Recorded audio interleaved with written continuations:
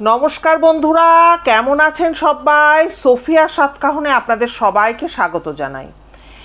আচ্ছা, প্রথমেই একটা ব্যাপারে একটু বলে দিই যে এই যে আমি বলেছিলাম আমার বাড়ি থেকে একটু এগোলেই একটা বিশাল বড় খেলার মাঠ আছে এবং সেখানে রাধা গোবিন্দের মন্দির আছে। সেখানে আজকে সেই দোলযাত্রার আগ থেকে শুরু হয়েছে, এখনও সেখানে মেলা চলছে। হ্যাঁ, আজকে একটা নাকি বাচ্চা ছেলে গান গাইছে। সে নিজেকে জুনিয়র অরিজিৎ সিং বলছে। তো যাই হোক, মানে কি বলবো, মাথা খারাপ হয়ে যাওয়ার জোগাড়। আপনাদের যদি কোনো গানের সাউন্ড কানে যায়, কিছু মনে করবেন না, কারণ এটা আমার হাতে নেই, ওখান থেকেই গানটা ভেসে আসছে। আর মাঠটা যেহেতু আমার বাড়ি থেকে খুব কাছে, ওই জন্য দরজা জানলা সব বন্ধ থাকা সত্ত্বেও আওয়াজ আসছে। তো আজকে আপনাদের তার আগে বলি যে আপনাদের আগের দিনের ঘটনা আপনারা কমেন্ট করেছেন। আমি যদিও কোনো কমেন্টের উত্তর দিতে পারিনি, কারণ একটু ব্যস্ত ছিলাম, তবে দেব। আর কি জানি কেন ভিউ খুব কম হচ্ছে, কি জানি, কেউ হয়তো আমার ভিডিও পছন্দ করছেন না নাকি আমি বলতে পারবো না। তো যাই হোক, যতক্ষণ ঘটনা পাচ্ছি, চ্যানেল বন্ধ তো হবে না, চালিয়ে যাব, দেখা যাক কি হয়। আচ্ছা, আজকে যে ঘটনাটি বলতে চলেছি, ঘটনাটি একটি অদ্ভুত ঘটনা এবং অদ্ভুতভাবে ঘটনাটি পাওয়া। কীরকম বলি, আজ থেকে প্রায় ধরুন মাস 6 মতো কি 7 মতো হবে, হঠাৎ করে একটা মানে ফোন আসে আমার কাছে। তো আমি ফোনটা ধরে হ্যালো বলতে, তো ওই পারে যে ফোনের অপর প্রান্তে যে ছিল সে বলছে যে কিরে, আমাকে চিনতে পারছিস? তা আমি তো কিছুতেই চিনতে পারছি না। তো পরে বুঝলাম, সিভিল ডিফেন্স করতাম একটা সময়। আমি সিভিল ডিফেন্সে আমার একজন আমাদের সাথে সিভিল ডিফেন্স করতো একটি ছেলে ছিল। তো ওই ছেলেটির কাছ থেকে আমার এক সিভিল ডিফেন্সের সময় ওই কদিনে পরিচিত হওয়া এক বান্ধবী, সে খুব কাছাকাছি, মানে মনের কাছাকাছি এসে গেছিল সেই সময়টায়। তো সে আমার সাথে যোগাযোগ স্থাপন করে এবং খুব ভালো লাগলো। আমি তো আপনাদের বলেইছি আমার বন্ধু বান্ধব সংখ্যা খুবই নগণ্য, মানে খুব কম। তোকে পেয়ে আমিও আপ্লুত, ও খুব খুশি। তো কি করছি না করছি আমিও জিজ্ঞাসা করলাম, ও করলো। করে নিয়ে তখন আমি ওকে বললাম যখন এই পুরো ব্যাপারটা, মানে এই চ্যানেলটা সম্পর্কে, ও তখন বলল যে দাঁড়া, আমার কাছে একটা ঘটনা আছে, ঘটনাটি শেয়ার করব। তো এই ঘটনাটি ও কাল রাত্রিবেলা আমাকে হোয়াটসঅ্যাপে মানে ভয়েস মেসেজে পাঠিয়েছে। তা সেটাই এখন আপনাদের সামনে আমি বলতে চলেছি। ঘটনাটি হচ্ছে, ও যে বাড়ির বউ, হ্যাঁ, সেই বাড়ির শ্বশুর মশাইকে কেন্দ্র করে ঘটনাটি। এবং এই ঘটনাটি আজ আর তিনি বেঁচে নেই, বহু কাল আগের ঘটনা। এবং ঘটনাটি ওকে শেয়ার করেন ওনার শাশুড়ি মা। তো স্বাভাবিকভাবেই আমাকে অনেক কিছু মানে বাচ্চার দিয়ে বলতে হবে, কারণ ও আমাকে সেই রকমই রিকোয়েস্ট করেছে। যেমন আমি প্রথম কথা, ওর নাম নিতে পারছি না। হ্যাঁ, তো আর যদি বলি যে ওর শ্বশুরবাড়িটা কোন জায়গায়, তাহলে আমি কয়েকটা স্টেশনের নাম বলছি। হ্যাঁ, উত্তরপাড়া, বালি, বেলুর, হিন্দমটর, কোন্নগর, এরকম কয়েকটা স্টেশনের নাম আপনাদের বলে দিলাম। এই লাইনে মোটামুটি কোথাও একটা ওর শ্বশুরবাড়ি, এবং যার শ্বশুরবাড়িটা যেখানে, সেখান থেকে ওয়াকিং ডিস্টেন্সে কিন্তু গঙ্গা। হ্যাঁ, তো এই পর্যন্ত বলে রাখলাম। এবার ওর শ্বশুরমশাইয়ের নাম বা শাশুড়িমার নাম পাল্টে দিতে বলেছে, তাই আমি আমার মতো করে নাম বলছি। উদয়নবাবু আর মিলি দেবী, এই হাজব্যান্ড ওয়াইফ এনাদের হচ্ছে একটি মেয়ে আর একটি ছেলে। এমনিতে মানে সাধারণ মানুষের জন্য সুখের সংসার, খুবই সুখের সংসার। কিন্তু মানে যে সময়কার কথা বলছি, সেই সময় উদয়নবাবু সদ্য মেয়ের বিয়ে দিয়ে উঠেছেন এবং ছেলে কিন্তু তখন ডাক্তারি পড়ছে। সেই ছেলেরই স্ত্রী হচ্ছে আমার এই বান্ধবী। তো ভালো কথা। এবারে এই সময় মানে উদয়ন বাবুর কিন্তু বয়স হয়েছে, ভালো রকম বয়স হয়েছে, প্রায় মানে 70-এর দিকে বয়স এগিয়ে গেছে।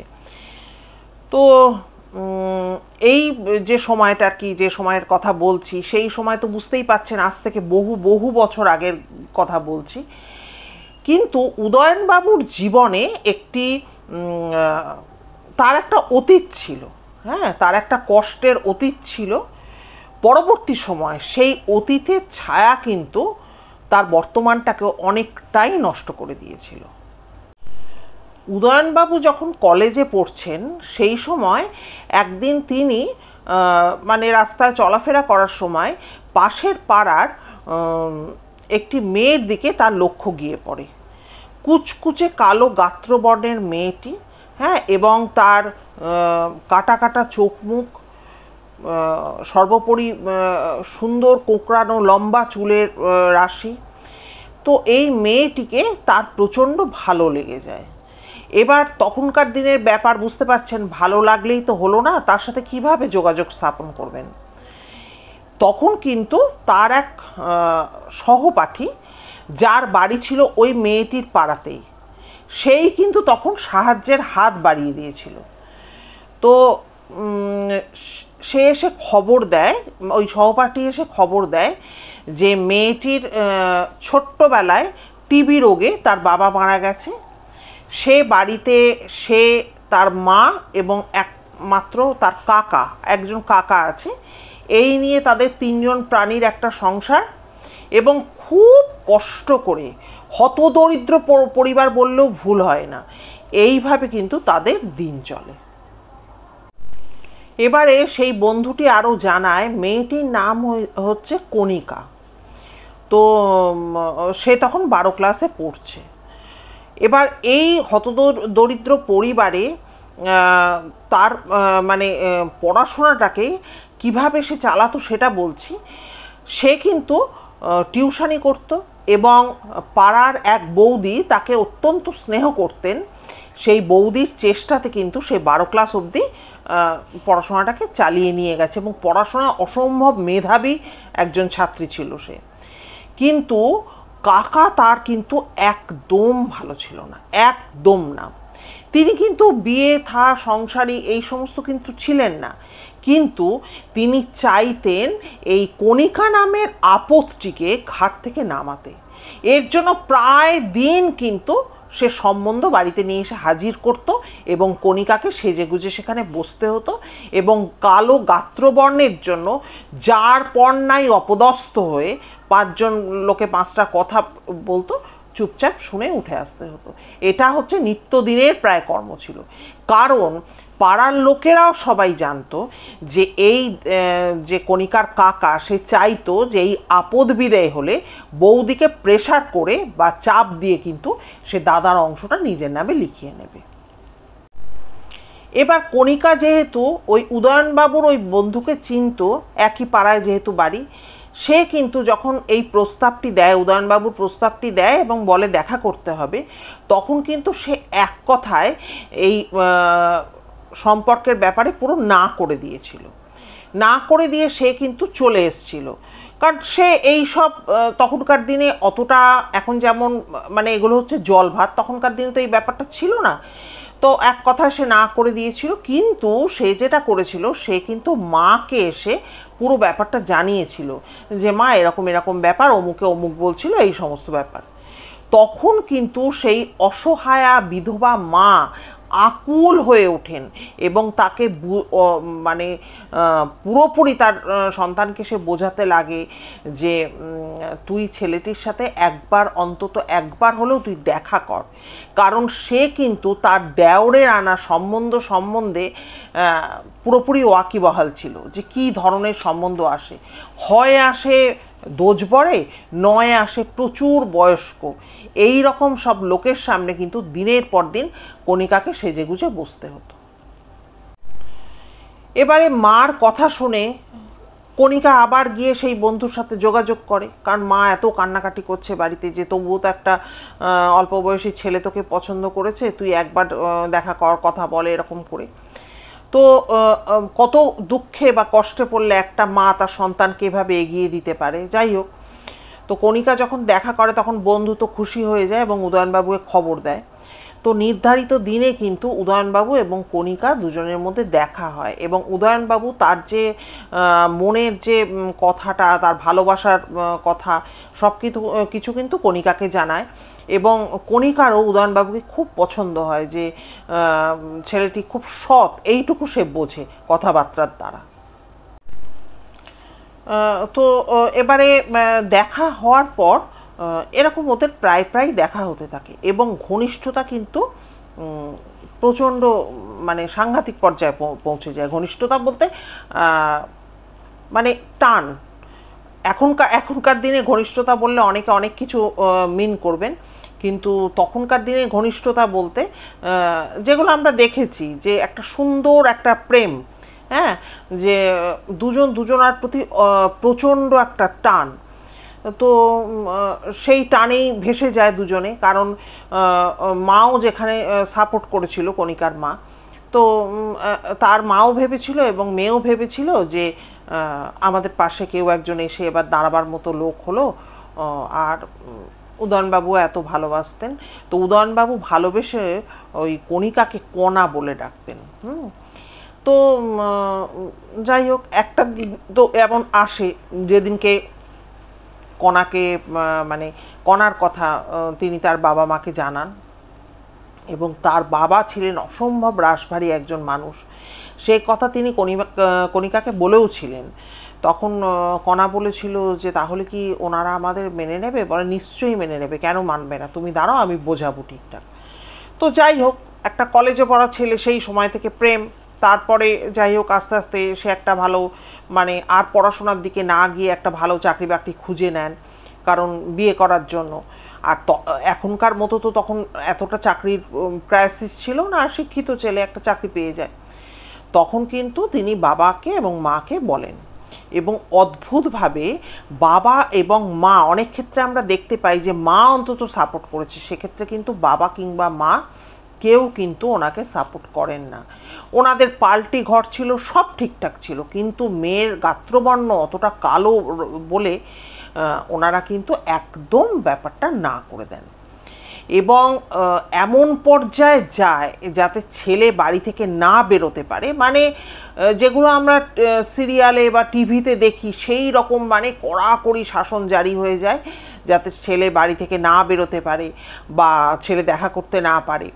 এবার কি বলুন তো, সেই সময় মানে যে সময়ের কথা বলছি বা ওই সময় যদি নাও বলি, আমাদের সময়ও আমাদের বাবা মাদের যে বাবা মা, অন্তত আমাদের ক্ষেত্রে বাবার শাসনটা সাংঘাতিক ছিল। বাবা যেখানে না, তো আমাদের না, মানে বুক ফেটে যাবে, কাঁদবো, হয়তো একটা জিনিস চাইছি সেটা পেলাম না, কিন্তু বাবার না মানে আমাদেরও না, মানে মেনে নিতে হতো। তো সেই রকম, কিন্তু উদয়নবাবু কিন্তু সেটা মানেননি, কারণ তিনি ভেবেছিলেন যে কণাকে ছাড়া তিনি বাঁচতে পারবেন না। উনি একদিন কণার সাথে দেখা করে ঠিক করেন যে দূরে চলে যাবেন, কোথাও একটা চলে যাবেন।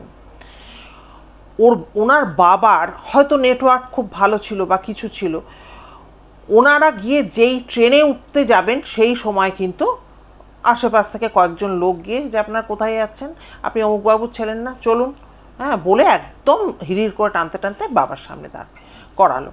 তো এইভাবে মানে ওই একটা পরিকল্পনা ভেস্তে গেল। আবার দিন যাচ্ছে দিন যাচ্ছে, এদিকে বাবাও জোরদার করে সম্বন্ধ দেখা শুরু করে দিয়েছে, কিন্তু উনি রাজিও হবেন না এবং উনি মানে পুরো মানে তখনকার দিনে দাঁড়িয়ে যেটাকে বেয়ারাপানা বলে, উনি সেইটা শুরু করে দিয়েছিলেন, কিছুতেই তিনি এইখানে বিয়ে করবেন না।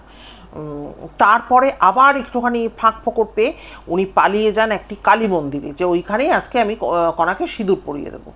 কিন্তু সেখানেও সেই লোকজন চলে গেছে, হ্যাঁ, গিয়ে আবার সেই হিড়ির করে টানতে টানতে চলে আসছে এবং রীতিমতো ওনার বাবা লোক লাগিয়ে সেই অসহায়া বৃদ্ধা মহিলাকে রীতিমতো শাসিয়ে, এবং কাকা তো মানে খুব সুযোগ পেয়ে গেছে, যা নয় তাই বলে, আচ্ছা তুমি মা হয়ে মেয়েকে লেলিয়ে দিয়েছো, তাই তো ভাবি এত বেরোনো কেন, এত ঘোরা কেন, এরকম যা পারছে বলে যাচ্ছে। এইভাবে দিনগুলো তো কাটতে লাগে এবং একটা সময় উদয়নবাবুর বাবা নিজেদের মানে ওই যে বাড়ি, হ্যাঁ, সেই বাড়ি থেকে এমন কিছু কলকাঠি নাড়েন বা কিছু করেন অদ্ভুতভাবে রাতারাতি। এখন সেটা বাবুর বাবা করেছেন নাকি ওই কাকা করেছে জানা যায়নি। রাতারাতি কণাদের বাড়িটা বিক্রি হয়ে যায় এবং কণা এবং কণার মা এবং তার কাকাকেও ওই তল্লাটে বা ওই মহল্লাতে আর দেখা যায় না। তো উদয়নবাবু তো যার পণ্যায় খোঁজ করার কিন্তু চেষ্টা চালিয়ে যান। এরপরে চেষ্টা চালিয়ে যান, আস্তে আস্তে ধীরে ধীরে সময় পার হয়ে যায়।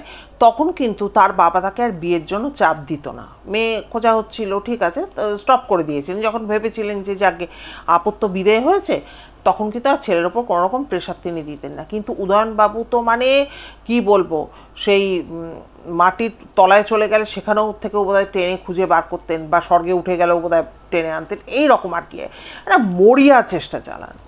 কিন্তু ওরা যেন উবে গেল কর্পূরের মতো, ওদের কোনো খবর কিন্তু পাওয়া গেল না। তো যাই হোক, তখন কিন্তু একটা দিন ওই বাবা এবার আবার জোর জবরদস্তি করলেন, তারই বন্ধুর মেয়ে এই মিলি দেবীকে উদয়নবাবুর সাথে বিয়ে দিয়ে দেওয়া হলো। কিন্তু ওই যে বললাম না যে উদয়নবাবুর যে অতীতের যে একটা কষ্টের যে একটা ছায়া, সেটা কিন্তু তার বর্তমানে এসে লেগে গেল। মিলি দেবীকে উদয়নবাবু একদম সহ্য করতে পারতেন না, তাকে মানে পছন্দ করতেন না এক কথায়। এবং মিলি দেবী কিন্তু মুখ বুজে সেটা সহ্য করতেন। তিনি কিছু না জানলেও তিনি ভাবতেন কি জানি কেন আমায় পছন্দ হয় নাই। উনি প্রথম কিন্তু মানে এড়িয়ে এড়িয়ে চলতেন। তারপরে যত দিন যেতে লাগলো তখন কিন্তু উদয়নবাবু মানে বছর ঘুরতে লাগলো, আস্তে আস্তে সময় এগোতে লাগলো, তখন উদয়নবাবু আফটারঅল একটা শিক্ষিত ছেলে, তিনি কিন্তু রিয়েলাইজ করলেন যে আমি মিলির ওপর অবিচার করছি। হ্যাঁ, মিলির তো এগুলো প্রাপ্য নয়, আমার খারাপ লাগছে, আমি অ্যাডজাস্ট তার সাথে করতে পারছি না, সর্বক্ষণ আমার মন জুড়ে কণা কণা কণা, তা সেখানে মিলির তো কোনো দোষ নেই। তখন কিন্তু তিনি আস্তে আস্তে কিন্তু জোর করে নিজেকে ঘোরান সংসারের দিকে, এবং পরবর্তী দিনে স্বাভাবিক নিয়মে তার একটা মেয়ে হয় এবং একটি ছেলে হয়। তো যাই হোক, কিন্তু এই কণিকা বা কণাকে কিন্তু তিনি একদম কোনো দিনও এমন একটা দিন ওনার কাটেনি, একটা মুহূর্ত কাটেনি যেদিন কিন্তু কণার কথা ওনার মনে পড়েনি। তো ওই তো বললাম যে যে লাইনের কথা আপনাদের আগে বললাম, যে এই বালি বেলুর এই যে আমি বলছিলাম, তো ওরকম ওনার বাড়ি তো বললাম যে একটা একদম গঙ্গার কাছাকাছি একদম বাড়ি, ওয়াকিং ডিস্টেন্স। তো ওরকম তখন তো বললাম ওনার প্রায় 70-এর কাছাকাছি বয়স, হ্যাঁ, 65 থেকে 70-এর মধ্যে বয়স হবে। তা একদিন ওরকম সন্ধেবেলা, মানে তখন সন্ধে গড়িয়ে গেছে প্রায়, তো যেহেতু বাড়ির কাছাকাছি গঙ্গা, গিয়ে উনি ঘাটে বসে আছেন এবং বসে বসে খুব মন দিয়ে তাদের সেই সময় যে কাটানো সময়গুলো, সেই স্মৃতি রোমন্থন করছেন। মানে হয় না যে মাঝে মধ্যে মানুষ যখন নিজের সাথে সময় কাটায়, তখন অনেক ঘটনা তার কিন্তু মানসপটে ভেসে ওঠে। তো যাই হোক, উনিও তখন ওইভাবে ওইখানে বসে বসে কিন্তু ওই কণার সাথে কাটানো তার একান্ত মুহূর্তগুলো মনে করার চেষ্টা করছেন, এবং মনে মনে ভাবছেন যে দেখি তো কি কি আমার মনে আছে। হ্যাঁ, আজও কণা আমার কাছে সেরকমই স্পষ্ট হয়ে আছে, তো এই মনে করে উনি এইগুলো ভাবছেন। হঠাৎ একটা দিকে চোখ পড়তে উনি চমকে ওঠেন। উনি লক্ষ্য করেন ওই তো গঙ্গার যে বাঁধানো ঘাট, সেখানে বসে আছেন একটা সিঁড়ির ওপর। উনি লক্ষ্য করেন ঠিক দুটো সিঁড়ির নিচে একজন কেউ ভদ্রমহিলা ওখানে বসে আছেন। তার কিন্তু পেছন দিকটা উনি লক্ষ্য করছেন, এবং তার চুলটা কিন্তু খোঁপা করা। কিন্তু ওই চেহারাটা দেখে ওনার কেন জানি মনে হয় যে এটা কণা নয় তো। তো উনি ভাবেন তো কণা কোথা থেকে আসবে, এই মনে করে উনি কণা করে এরকমভাবে ডেকে উঠেছেন। এবার ভদ্রমহিলা আলতো কিন্তু ঘুরেছেন এবং তাতে কিন্তু উনি বুঝতে পেরেছেন যে এটা কিন্তু কণাই।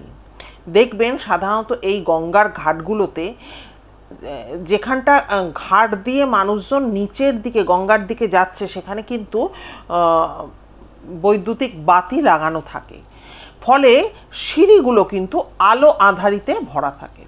তো ওরকমই কিন্তু উনি বসেছিলেন, হালকা হালকা আলোর আভা এসে পড়ছে, তাতে কিন্তু উনি বুঝতে পারেন ওটা কণা।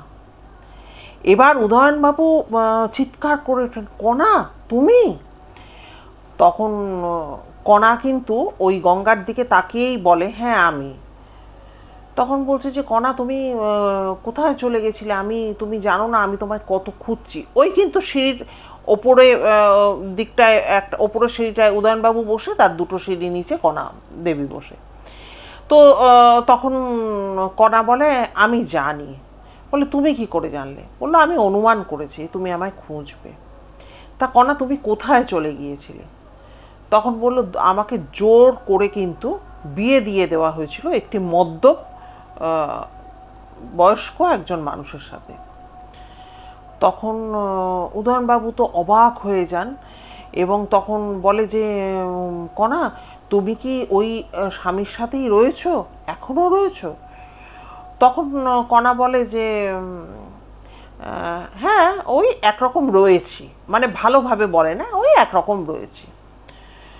তখন উদয়নবাবু বলে যে তাহলে তো তোমার তো খুবই তোমার উপর অত্যাচার হয়। বলে অত্যাচার হতে হতে তো জীবনটাই আমার শেষ হয়ে গেল। ওই একরকম রয়েছে, দিনগুলো চলে যাচ্ছে, তুমি ভালো আছো তো? তখন উদয়নবাবু বলে যে হ্যাঁ আমি ভালো আছি, আমার এই মেয়ের সদ্য বিয়ে হলো, ছেলে ডাক্তারি পড়ছে, যা যা হয়েছে সমস্ত বলে। তখন কণা বলে যে তুমি কিন্তু ভালো থাকো, মন দিয়ে সংসার করো। হ্যাঁ, তখন উদয়নবাবুর ভেতরটা পুরো কেঁদে ওঠে। উদয়নবাবু তখন বলেন যেটা হয় পুরুষ মানুষের একটা, এগুলো তো একটা বিশাল একটা আবেগ। এই জায়গা থেকে উনি তখন বলেন যে কণা আর কিছু না হোক আমরা তো মাঝে মধ্যে এখানে দেখা করতে পারি।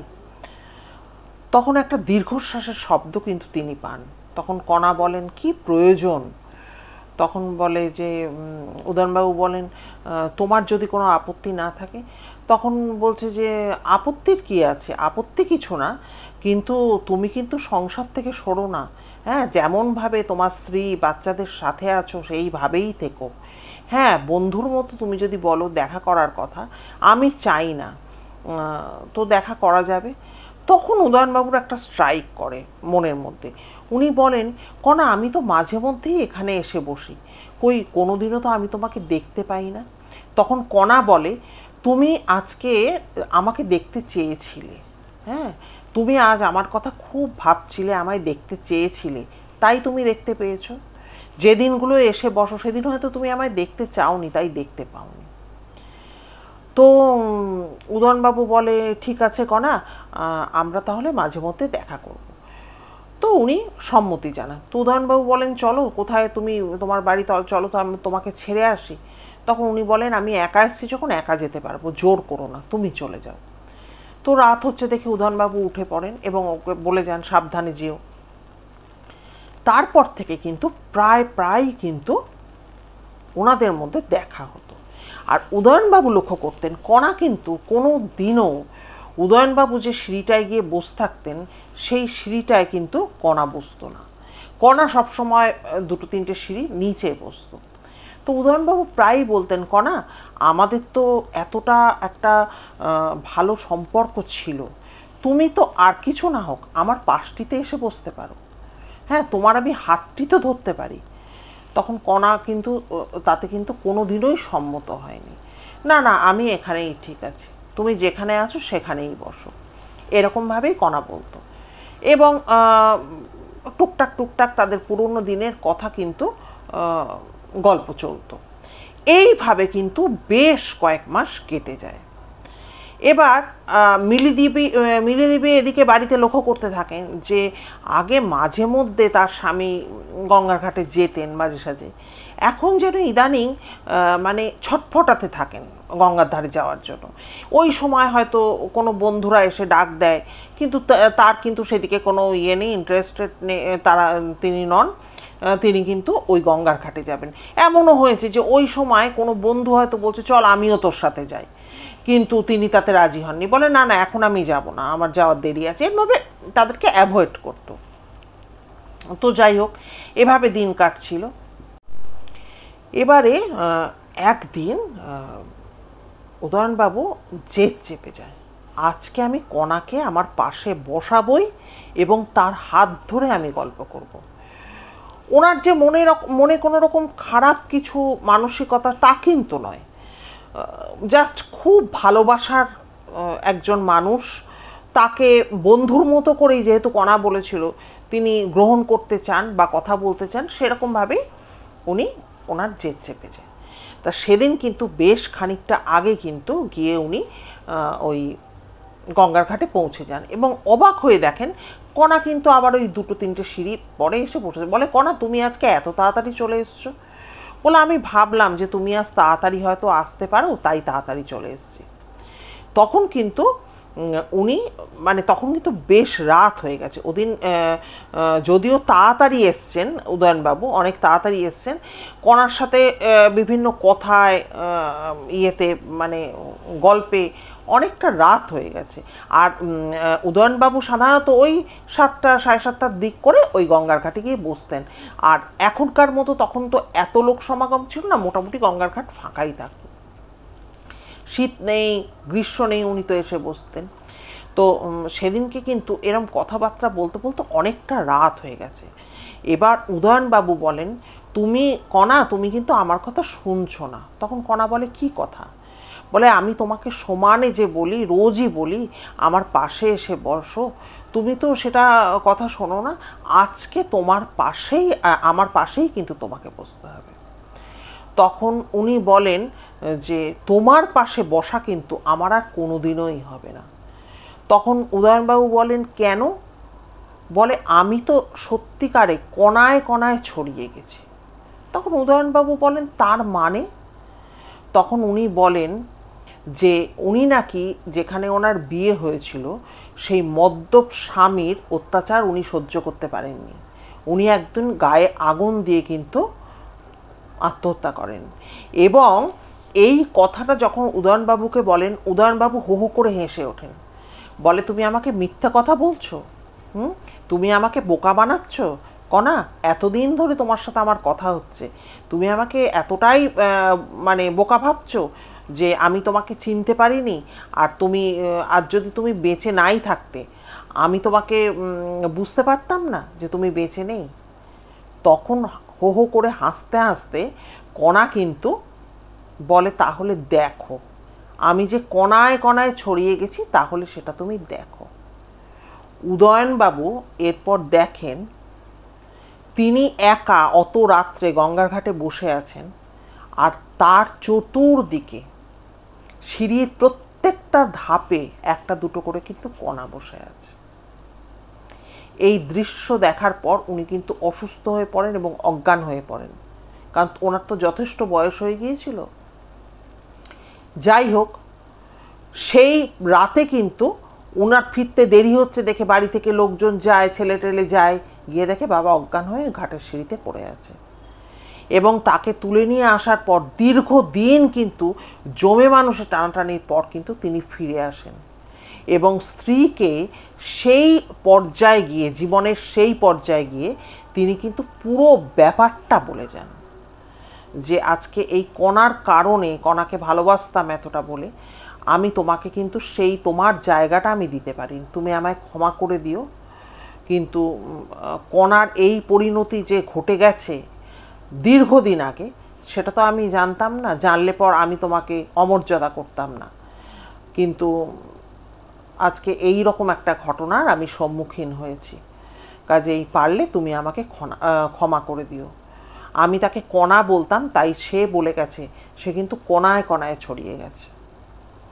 তো বন্ধুরা, আমার বান্ধবীর এই বলা এই যে ঘটনাটি আপনাদের কেমন লাগলো অতি অবশ্যই কমেন্ট করে জানাবেন। ওই উদয়নবাবু তিনি আজ আর বেঁচে নেই, এমনকি মিলি দেবীও বেঁচে নেই। মিলি দেবী ও বিয়ে হয়ে আসার পর ও তার শ্বশুরমশাইয়ের, এটা তো অদ্ভুত ঘটনা, তিনি বৌমাকে বলেছিলেন। আর ভাবুন, সেই একজন মহিলা কিছু না করেও কত বড় শাস্তি সে পেয়ে গেল, এবং ওদিকে কণা দেবীও কত বড় শাস্তি পেয়ে নিজের জীবনটাকেই শেষ করে দিল। তো আজকের ঘটনা আশা করছি আপনাদের ভালো লেগেছে। ভালো লাগলে কমেন্ট করবেন, আর নতুন পুরনো সমস্ত বন্ধুদের কাছে বলছি একটু শেয়ার করবেন যদি ভিডিও ভালো লাগে ঘটনাগুলো। আর আপনাদের তো বন্ধু বান্ধব অনেকেই রয়েছেন, তাদের মাঝে একটু ছড়িয়ে দেবেন। আর আপনাদের স্টকে যদি এরকম কোনো ঘটনা থেকে থাকে, যদি মনে হয় এই প্ল্যাটফর্মে বলা যেতে পারে, তাহলে একটু আমায় নক করবেন প্লিজ। নতুন বন্ধুদের আর কি বলবো, অসংখ্য ধন্যবাদ জানাই ভিডিওটি দেখার জন্য। যদি ভিডিও ভালো লাগে প্লিজ লাইক করে একটা সাবস্ক্রাইব করে নেবেন, এবং অবশ্যই বেল আইকনের অলে গিয়ে প্রেস করবেন।